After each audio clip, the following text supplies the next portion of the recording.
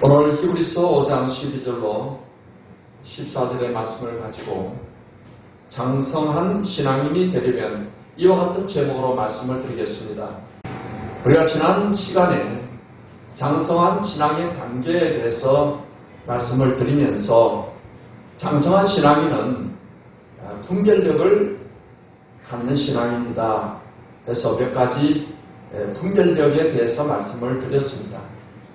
오늘은 이어서 장성한 신앙인이 되려면 어떻게 될 수 있느냐, 거기에 대해서 말씀해 드리므로 우리의 신앙이 어린아이 단계에서 더 이상 자라지 못하고 머물러 있는 것이 아니라 자라나서 장성한 성도, 성숙한 성도가 되어서 하나님께 영광 돌리는 그런 신앙인의 삶을 살아가야 될 줄 믿습니다. 장성한 신앙인이 되려면 말씀으로 자라야 합니다. 베드로전서 2장 2절 말씀을 같이 읽겠습니다. 갓난 아이들 같이 청년하고 신령한 젖을 사모하라. 이는 그로 말미암아 너희로 구원에 이르도록 자라게 하려 함이라. 신령한 젖을 먹고 자라야 된다 하는 것입니다. 그래서 갓난 아이들 같이 순전하고 신령한 젖을 사모하라고 말씀을 하고 있습니다. 여러분들은 아기를 다 길러보셨으니까 잘 아실 것입니다. 아기들이 배가 고프면은 체면 차리거나 또 예의를 차리거나 주변 환경을 의식해서 이렇게 행동을 자제하고 그러질 않습니다. 배가 고프면 어떤 장소에서건 막 울어 제끼는 것이죠. 그렇게 울어 제끼니까 엄마가 젖을 이렇게 주지 않을 수가 없게 되는 것입니다. 그런 것처럼 우리도 사모해야 될, 우리가 삼아야 될 신령한 젖이라는 것은 바로 하나님의 말씀인 것입니다. 하나님 말씀을 이 갓난아이들이 그 젖을 먹기 위해서 아무 시간과 격식 따지지 않고 울면서 그 젖을 달라고 요구하듯이 그런 간절한 마음으로 하나님 말씀을 우리가 사모해서 그 말씀을 먹음으로 우리가 신앙이 점점 장성한 신앙인으로 자라나야 될 줄 믿습니다. 여러분이 하루 삼시세끼 밥은 잘 챙겨 드시잖아요. 하루에 세 끼 가운데 한 끼만 안 먹어도 큰일 나는 것처럼 생각하는 사람이 있습니다. 그래서 꼭꼭 챙겨 먹으려고 하죠. 그런데 그보다 더 중요한 영의 양식인 하나님의 말씀을 챙겨 먹는 데는 소홀히 하는 사람들이 많이 있습니다. 하나님 말씀을 정말 어린아이 같은 그런 마음으로 젖을 사모하듯이 우리가 사모해서 하나님 말씀을 먹음으로써 여러분 신앙이 놀랍게 자라기를 바랍니다. 하나님께서는 우리가 떡으로만 사는 것이 아니고 하나님의 입에서 나오는 말씀으로 살 것이다 했습니다. 그래서 우리는 신령한 젖과 같은 하나님의 양식, 하나님 말씀을 잘 읽고 듣고 묵상하고 말씀을 외우고 그 말씀 가운데 살아가기를 힘써야만 될 줄 믿습니다. 또한 우리는 복음으로 자라나게 된다는 것입니다. 골로새 1장 6절 말씀을 읽겠습니다. 이 복음이 이미 너희에게 이르매 너희가 듣고 참으로 하나님의 은혜를 깨달은 날부터 너희 중에서와 같이 또한 온 천하에서도 열매를 맺어 자라는 도다 했습니다. 복음을 우리가 듣고 깨달았습니다. 그래서 예수님을 믿고 또 그래서 구원을 받았습니다. 근데 이 복음은 우리가 점점 더 경험적으로 우리 삶에 체험적으로 이 복음에 얼마나 그 풍성한 그 복음이 있는가, 복음의 능력 이런 것을 더 우리는 점점 더 체험적으로 경험적으로 복음을 받아들임으로써 자라나야 될 줄 믿습니다. 또한 우리가 장성한 신앙으로 자라는 데 있어서 우리를 자라게 하시는 분은 하나님이시다라는 사실입니다. 고린도전서 3장 6절로 7절 말씀을 읽겠습니다. 나는 심었고 아볼로는 물을 주었을 때 오직 하나님께서 자라나게 하셨나니 그런즉 심는 이나 물 주는 이는 아무것도 아니로되 오직 자라게 하시는 이는 하나님 뿐이니라. 고린도 교회에 대해서 바울 사도가 나는 심었고 아볼로는 물을 주었을 때 오직 하나님께서 자라나게 하셨다라는 것입니다. 우리가 복음을 전하는 것은 심는 것입니다. 복음을 심는 거죠. 또 물을 준다는 것은 우리가 서로 말씀을 구역장으로서 구역식구들한테 전한다든지 또는 주의 종으로서 말씀을 이렇게 전하는 것, 계속 물을 주는 것입니다. 하지만은 자라나게 하시는 분은 하나님이 자라나게 하신다는 것입니다. 그래서 그렇기 때문에 우리가 복음을 전할 때 내가 이렇게 복음을 열심히 전하는데 왜 열매를 맺지 못할까? 이렇게 걱정을 할 필요가 없어요. 우리는 복음을 전하는데 열심히 다하면 되는 것입니다. 그 복음이 그 사람의 마음에 심겨져서 그 복음이 자라나서 그 사람이 그 복음을 통해서 예수님을 믿게 되고 하는 것은 하나님께서 성령께서 하시는 그런 역사인 것입니다. 우리가 아무리 청산유수같이 복음을 잘 전한다 하더라도 성령께서 그 복음을 믿어지게 도와주지 않으면 예수님을 주로 믿을 수가 없는 것입니다. 성경 말씀에 예수님 성령으로 아니하고 예수를 주시라 할 자가 없다라고 말씀을 하고 있는 것입니다. 그렇기 때문에 여러분들께서 생각을 해야 할 것은 우리가 할 일은 때를 얻든지 못 얻든지 열심히 복음을 전하는 것이다. 나는 복음을 심고 또 물을 주고 하는 역할이지 자라나게 하시는 분은 하나님이 하시는 것이다. 이 사실을 우리가 항상 잊지 말아야 될 것입니다. 그리고 이제 우리는 하나님을 아는 지식에서 자라야 한다 했습니다. 베드로후서 3장 18절 말씀을 읽겠습니다. 오직 우리 주 곧 구주 예수 그리스도의 은혜와 그를 아는 지식에서 자라가라. 영광이 이제와 영원한 날까지 그에게 있을지어다 했습니다. 우리 주 곧 구주 예수 그리스도의 은혜와 그를 아는 지식에서 자라가라. 하나님을 아는 지식에서 또 자라가야 된다 하는 것입니다. 여러분, 성경은 하나님께서 하나님 자신을 우리에게 알려주시기 위해서 또 성경을 통해서 하나님을 우리에게 계시해 주셨습니다. 그래서 우리가 성경을 통해서 하나님에 대해서 점점 더 깊이 알아가야 되는 것입니다. 하나님을 우리가 깊이 알아가면 알아갈수록 더 깊은 하나님과의 그런 관계로 우리 신앙이 자라나게 되는 것입니다. 그래서 하나님은 어떤 분이신가 하는 것을 성경을 통해서 우리가 알아야 하는 것입니다. 그래서 하나님은 성부, 성자, 성령, 삼위 하나님이 한 하나님으로 존재하신다. 삼위일체. 이 신앙을 우리가 굳게 가져야 되고, 또한 우리 예수님에 대해서 예수님은 하나님의 아들로서 완전한 하나님으로서의 100% 그런 실성을 가지셨고, 또한 이 땅에 오셨을 때 또 마리아를 통해 태어나셔서 100% 인성을 가지신 분이시다 하는 사실을 우리가 알아야 할 것입니다. 그리고 성령 하나님에 대해서도 성령 하나님은 보혜사로서 우리에게 예수 믿는 자에게 내주하시고 또 우리를 도와주시는 분이시다.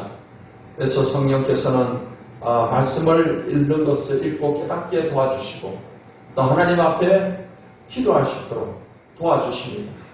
아버지의 뜻대로 기도할 수 있도록 도와주시는 것입니다. 그리고 성령 하나님께서는 복음 전도의 능력을 우리에게 더해 주십니다. 오직 성령이 너에게 임하시면 너희가 권능을 받고 예루살렘과 유대와 사마리아 땅끝까지는 내 증인이 되리라 말씀을 하셨습니다.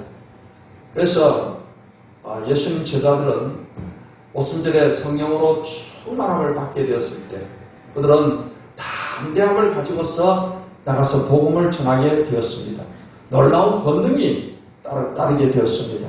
예수 이름으로 기도하며 병든 자가 치유되고 귀신이 떠나가고 하나님 말씀이 능력 있게 선포되는 이러한 역사가 일어나게 된 것입니다.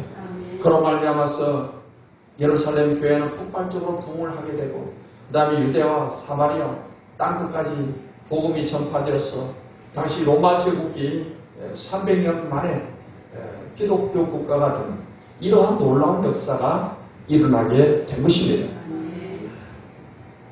이 성령 하나님께서는 또 우리에게 은사를 주셔서 이 은사를 가지고 하나님을 잘 섬길 수 있게 주시는 것입니다. 여러 가지 은사들이 성경에 나와 있습니다. 지식의 말씀의 은사, 지혜의 말씀의 은사, 영분별의 은사, 방언의 은사, 방언 통역의 은사, 예언의 은사, 믿음의 은사, 병 고치는 은사, 능력 행함의 은사, 가르치는 은사, 구제하는 은사, 이런 다양한 은사들을 우리에게 선물로 주시는 거예요. 그래서 우리가 하나님을 섬기고자 할 때는 이런 은사들을 또 잘 알고 우리가 사모하고 구하면 은사들을 더해 주시는 것입니다. 이런 은사들이 성경에 많이 있는데 내가 말씀의 지식이 부족해서 이런 은사가 있는지도 모르고 그러면 내가 사모하지 않게 되고 그래서 이런 은사를 받음으로 더 풍성하게 더 하나님을 잘 섬길 수가 있는데도 그러지 못하는 그런 신앙생활을 할 수가 있습니다. 또 성령께서는 성령의 열매를 맺게 하십니다. 오직 성령의 열매는 사랑과 희락과 화평과 자비, 양성, 충성, 온유, 절제 열매를 맺게 하신다고 했습니다. 우리 예수 믿는 사람들은 세상의 빛이 되는 삶을 살아가야 된다. 너희는 세상의 빛이다. 너희는 세상의 소금이다. 이렇게 말씀하셨습니다. 우리가 정말로 세상에 빛이 되는 삶을 살아가기 위해서는 우리가 성령의 열매를 맺어서 변화된 모습을 보여줄 때 믿지 않는 남편에게 아내가 변화된 모습을 보여줄 때 그 남편이 예수님을 믿을 수가 있게 되는 것입니다. 믿지 않는 친구들 또 형제들 자매들 이게 우리가 정말 변화된 모습을 보여줄 때 저 아무개 같으면 나도 정말 예수님을 믿고 싶다 이런 마음을 갖게끔 그렇게 돼야 됩니다.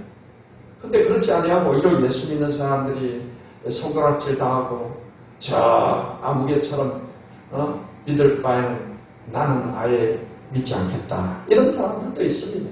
그래서 우리는 정말로 세상 사람들이 우리를 바라봤을 때 아무개처럼 나도 예수 믿고 저렇게 행복한 삶 저렇게 기쁘게 사는 삶을 살고 싶다 이러한 마음이 들 수 있도록 우리가 성령의 열매를 맺고 주님이 주시는 그 평안과 기쁨을 가지고서 우리가 신앙생활을 해야 될 줄 믿습니다. 이렇게 우리가 하나님에 대해서 성부 하나님, 성자 예수님, 보혜사 성령님에 대해서 더 깊이 알면 알수록 또 하나님이 하시는 그 사역과 그 주시는 은사와 그 모든 능력에 대해서 우리가 더 깊이 알면 알수록 우리 더 신앙이 그만큼 자라나게 되는 것입니다. 그리고 이제 우리는 하나님의 사랑의 너비와 깊이와 길이와 높이와 깊이도 더 풍성히 체험하는 삶이 되어야 될 줄 믿습니다. 에베소 3장 19절을 읽겠습니다. 그 너비와 길이와 높이와 깊이가 없다함을 깨달아 하나님의 모든 충만하신 것으로 너에게 충만하게 하시기를 구하노라. 그것은 하나님의 사랑에 대해서 지금 이야기를 하고 있는 것입니다. 여러분 하나님의 사랑의 그 너비와 길이와 높이와 깊이 우리가 과연 어느 정도까지 우리는 하나님의 사랑을 알고 있을까요?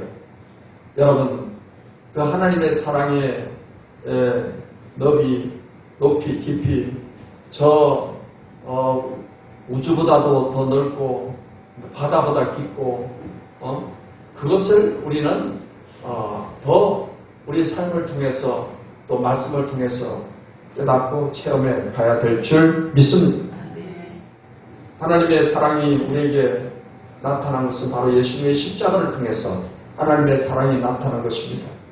하나님께서는 그 독생자를 이 땅에 보내시고 십자가에 죽게 하시면 바로 그 하나님의 사랑을 우리에게 나타내셨다라고 말씀을 하고 있는 것입니다. 여러분들께서 이 하나님의 사랑의 너비와 길이와 높이와 깊이를 날로 더 풍성히 체험하는 신앙이 되시기를 예수님의 이름으로 축원합니다. 그리고 이제 우리는 신앙이 자라나는데 연단을 통해서 자라게 된다는 사실입니다. 잠언서 17장 3절을 읽겠습니다. 동아리는 뿔을, 풀무는 급을 연단하거니와 여호와는 마음을 연단하시느니라. 여러분, 금이나 은이 나오려면 불 속에 들어갔다 나와야 돼요. 불 속에 들어갔다 나와 불에서 녹아지고 그렇게 과정을 통해서 결국 금이 나오고 은이 나오게 될 것입니다. 하나님께서는 우리의 믿음도 금과 같은 그런 믿음이 되기를 원하십니다. 그래서 하나님은 이 연단의 과정을 통해서 금과 같은 믿음으로 우리를 세워가시는 것입니다. 베드로서서 1장 7절을 읽겠습니다. 너희 믿음의 확실함은 불로 연단하여도 없어질 금보다 더 귀하여 예수 그리스도께서 나타나실 때 칭찬과 영광과 존귀를 얻게 할 것이니라. 불로 연단하여도 없어질 금보다 더 귀하다. 이와 같이 말씀을 했어요. 금보다 더 귀한 믿음으로 하나님은 우리의 믿음이 세워지기를 원하시는 것입니다. 우리가 이제 주님 오실 때 우리가 그러한 믿음으로 주님 앞에 서게 되었을 때 칭찬과 영광과 존귀를 얻게 될 것입니다. 이러한 연단을 하나님께서 연단을 통해서 우리를 단련하시는데 우리가 혹시 죄를 지어서 하나님께 징계를 받는 것, 이 징계도 하나의 연단의 과정이라고 우리는 보면 될 것입니다. 하나님께서는 징계를 통해서 우리의 잘못된 것을 깨닫게도 하시고 그래서 회개하게도 하지만 이 징계라는 도구를 통해서 우리 신앙을 더 단련하셔서 더 금과 같은 그런 믿음으로 서게 하기 위한 그런 과정으로 그 징계를 하시게 된다는 것입니다. 그렇기 때문에 우리가 징계를 잘 이겨나가면은 신앙이 굉장한 그런 유익을 얻을 수가 있습니다. 히브리서 12장 5절로 10절 말씀 좀 길지만은 우리 같이 한번 읽겠습니다. 또 아들들에게 권하는 것 같이 너에게 권면하신 말씀도 잊었도다. 이렇으되 내 아들아 주의 징계하심을 경히 여기지 말며 그에게 꾸지람을 받을 때 낙심하지 말라. 주께서 그 사랑하시는 자를 징계하시고 그가 받아들이시는 아들마다 채찍질하시리라 하였으니 너희가 참음은 징계를 받기 위함이라. 하나님의 아들과 같이 너희를 대우하시나니 어찌 아버지가 징계하지 않는 아들이 있으리요. 징계는 다 받는 것이거늘 너희에게 없으면 사생자요 친아들이 아니니라. 또 우리 육신의 아버지가 우리를 징계하여도 공경하였거늘 하물며 모든 영의 아버지께 더욱 복종하여 살려 하지 않겠느냐. 그들은 잠시 자기의 뜻대로 우리를 징계하였거니와 오직 하나님은 우리의 유익을 위하여 그의 거룩하심에 참여하게 하시느니라 했습니다. 이제 오늘 말씀에 보면은 하나님께서 그 사랑하시는 자를 징계하신다 했어요. 사랑하는 아들같이 우리를 대우하신다. 이와 같이 말씀을 하고 있는 것입니다. 징계는 악한 자들이 하나님께 심판을 받고 징벌을 받는 것과는 다른 것입니다. 징계라는 이 단어는 원어로 우리가 보면은 교육, 훈련 이런 의미를 가지고 있습니다. 하나님께서는 우리를 이 징계라는 도구를 사용하셔서 교육하시고 훈련을 시키셔서 우리의 신앙을 더 장성한 신앙으로 자라게 하신다는 사실입니다. 그래서 성경에 우리가 인물들을 보면은 그러한 훈련 과정 없이 또한 어떤 하나님의 징계 없이 정말 위대한 그런 신앙이 되는 경우를 우리가 거의 찾아볼 수가 없습니다. 하나님께서는 다 그런 어떤 연단의 과정을 통해서 그 믿음을 세우시고 그래서 그 믿음에 따라서 복을 주시고 하나님이 귀하게 쓰시는 것을 우리가 보게 되는 것입니다. 아브라함은 그가 갈대아울에서 하나님께 약속을 받고 그 고향을 떠나 가나안 땅으로 갔습니다. 하지만은 그에게는 많은 어려움이 따랐습니다. 기근으로 인해서 애굽으로 이렇게 가야 되기도 했습니다. 애굽에 가서 자기 아내를 잠시 바로에게 뺏기는 그런 수모를 당하기도 했습니다. 이러한 많은 연단의 과정이었던 거예요. 그런 과정을 거치면서 아브라함은 더 믿음의 확고함에 서게 된 것입니다. 아브라함의 나이 99세 때 하나님께서는 아브라함에게 네 이름을 이제는 아브라함이라고 하라. 그 아내 사례도 네 이름을 이제 사라라고 하라. 그래서 아브라함이 큰 민족의 조상이라는 뜻으로 아브라함이 여주인이라는 뜻으로 사라라 이렇게 서로 부르게 되었습니다. 그러면서 완전히 믿음이 하나님께서 인정하실 만큼 되었을 때 하나님은 아들 이삭을 약속의 아들을 주시게 된 것입니다. 야곱도 그런 많은 그런 연단을 받았습니다. 인간적으로 볼 때 야곱은 참 여러 가지 흠이 많은 사람이에요. 그런 장자의 축복을 받기 위해서 형 에서를 속이고 눈먼 아버지를 속여서 장자의 복을 받았습니다. 그리고는 형 에서가 그를 죽이려 했을 때 그는 바단 아람의 삼촌집으로 도망을 갔습니다. 거기서 20년 동안 많은 고생을 했어요. 고생을 했고 다시 고향으로 돌아오게 되었을 때 형 에서가 사비긴을 데리고 온다는 말을 듣고 엄청난 그런 두려움에 쌓여 있었습니다. 이러한 야곱이 그 야곱 강가에서 하나님의 사자와 씨름하듯 기도하고 그런 과정을 통해서 그런 연단의 과정을 통해서 야곱은 이스라엘이라는 이름을 갖게 됩니다. 하나님과 겨루 이겼다는 거예요. 이러한 연단의 과정이 있기 때문에 그는 이스라엘이라는 그런 위대한 이름을 갖게 되고 이스라엘 나라를 상시하는 그런 조상이 될 수가 있었던 것입니다. 요셉도 보십시오. 요셉도 그는 젊어서 청년이었을 때 그는 형들에게 미움을 받아가지고서 애굽의 노예로 끌려갔었습니다. 그런 과정을 거치면서 하나님을 절대적으로 의지하고 그런 연단의 과정을 잘 이겨나가면서 결국 바로왕의 꿈을 해석해 주게 되고 바로왕의 총애를 받아서 애굽의 총리가 되게 되었던 것입니다. 그래서 애굽 나라의 7년, 9년 동안의 국무를 저장을 했다가 7년, 6년 때 그것을 잘 또 분배하고 팔고 해서 너무나도 총리의 이 직을 잘 감당을 하게 되고 그로 인해서 그의 아버지의 가족들이 다 애굽에 내려와서 그 기근 때도 편안하게 살 수 있게 되었고 이스라엘이라는 나라가 세워지는 기틀을 마련하게 된 것입니다. 여러분 하나님께서 죄를 지었을 때 또 징계하시기도 합니다. 다윗이 하나님께 범죄하고 우리 아내 바세바와 간음을 하고 그로 인해서 이 다윗 선생에 굉장히 많은 어려움이 있었습니다. 그 아들들이 반란을 일으키고 그것은 그가 범죄한 이후로 그의 삶 가운데 하나님께서 그런 징계를 통해서 다윗의 신앙을 더 견고하게 세워나가는 하나의 훈련 과정이었다는 것입니다.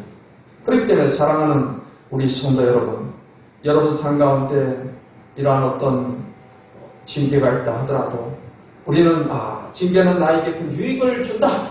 이러한 믿음을 굳게 가지고서 그 징계를 받았을 때 우리가 잘 이겨나가는 것이 중요한 것입니다. 원망하고 불평하고 이렇게 하면 안 되는 것입니다. 여러분 우리에게 고통을 주는 사람이 있을 것입니다. 가족이 고통을 줄 수도 있고 친구가 고통을 줄 수가 있고 또는 어떤 친구가 고통을 줄 수도 있을 것입니다. 그랬을 때 하나님께서는 그 사람들을 통해서 나에게 어려움을 통해 고난을 통해서 나를 징계하시고 나를 훈련시키고자 하는 그런 목적이 있을 수 있습니다. 그럴 때 우리는 그 나에게 고통을 주는 어떤 사람을 원망하고 증오하고 그렇게 해서는 그 징계를 우리가 잘 이겨나갈 수가 없는 것입니다. 내가 이렇게 잘못 살아가니까 하나님께서 저 사람을 통해서 나를 훈련시키시구나. 나에게 나를 징계하시구나. 이렇게 하나님의 손길을 우리는 바라볼 수 있어야 되는 줄 믿습니다.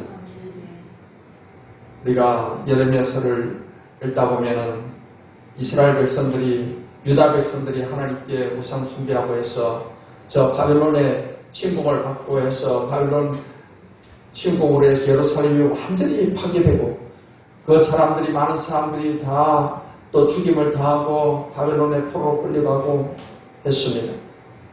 근데 예레미야는 이러한 것을 보면서 정말 탄식하는 가운데 하나님 앞에 간절하게 회개하는 그런 마음을 갖는 것을 우리가 알게 됩니다. 백성들이 지은 죄를 자기가 지은 죄처럼 생각을 하고 간절히 회개하는 것입니다. 왜냐하면 이 고난을 가져오는 건 바벨론이지만 그 원인이 유다 백성들의 죄로 인해서 하나님이 바벨론을 도구로 사용하기 때문에 그래서 우리는 우리의 삶의 모든 좋은 일이든 아주 어렵고 힘든 고난의 일이든 간에 그 배후에 하나님께서 섭리하신다는 이 사실을 항상 잊지 말아야 되는 것입니다. 하나님의 손길을 항상 생각을 하고 우리가 고난이 있을 때는 하나님께서 이걸 고난을 통해서 나를 단련시키시는구나. 그래서 하나님 앞에 회개할 것이 있으면 철저히 회개하고 하나님 말씀 앞에 바로 서기를 우리가 힘써야 될 것입니다.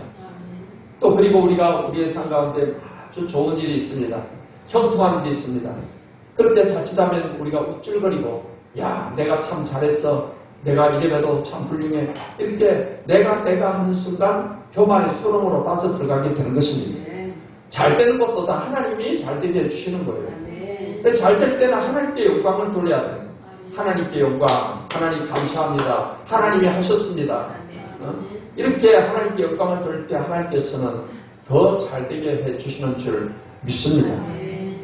사랑하는 성도 여러분, 그래서 이러한 하나님의 어떤 연단을 잘 받아서 여러분 신앙이 장성한 신앙으로 아주 쑥쑥 잘 자라나게 되시기를 예수님의 이름으로 축원합니다. 그리고 이제 우리가 성도 간의 교제를 통해서도 여러분 우리는 장성한 신앙으로 자라게 되는 것입니다. 빌레몬서 1장 5절 6절 말씀을 읽겠습니다. 주 예수와 및 모든 성도에 대한 내 사랑과 믿음이 있음을 들음이니 이로써 내 믿음의 교제가 우리 가운데 있는 선을 알게 하고 그리스도께 이르도록 역사하느니라. 바울 사도가 빌레몬에게 이와 같이 말을 하는 것입니다. 모든 성도에 대한 내 사랑과 믿음이 있음을 들었다. 이로써 내 믿음의 교제가 우리 가운데 있는 선을 알게 한다. 그러니까 성도 간의 이 믿음의 교제를 통해서 선을 알게 되고 더 그리스도께 이르도록 역사를 했다. 그러한 많은 신앙의 유익을 가져왔다는 것입니다. 잠언서 27장 17절을 읽겠습니다. 철이 철을 날카롭게 하는 것 같이 사람이 그의 친구의 얼굴을 빛나게 하느니라. 철이 철을 날카롭게 하듯이 우리가 어떤 사람과 내가 사귀느냐, 친구가 누구냐에 따라서 그 친구를 보면 저런 좋은 친구를 사귀고 있으니까 저 사람도 훌륭할 거야. 그렇게 우리가 평가를 하지 않습니까? 이 사람들 간에 서로 간에 우리가 교제를 통해서 그런 선한 영향력을 우리가 나타낼 수 있다라는 것입니다.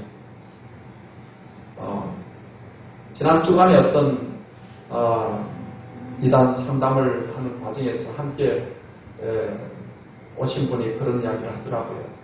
청년인데 자기는 하나님을 믿는다는 거예요. 그리고 예수님도 믿고 그렇지만은 교회는 가지 않는다. 그런 이야기를 하더라고요. 그래도 구원 받을 줄 믿는다. 그렇게 이야기를 하더라고요. 그래서 왜 교회로 와야 되고 왜 모이기에 힘써야 되는가 하는 것을 제가 말씀을 이렇게 보여주면서 설명을 이제 한 적이 있습니다.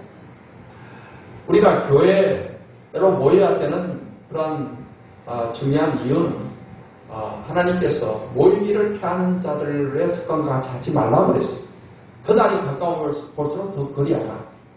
그래서 우리는 더 모이기를 힘써야 돼요. 모여서 우리가 해야 될 가장 중요한 것은 모여서 하나님을 함께 예배하고 하나님을 높이는 거예요. 이 예배라는 것은 우리가 두세 사람이 모여서 이 모임을 통해서 우리가 하나님을 함께 예배를 하는 것이며 또 모여서 함께 기도함을 통해서 하나님의 놀라우신 그런 능력의 역사를 우리가 체험할 수가 있는 것이며 그 또한 우리가 성도 간의 이 교제가 또 중요한 것입니다.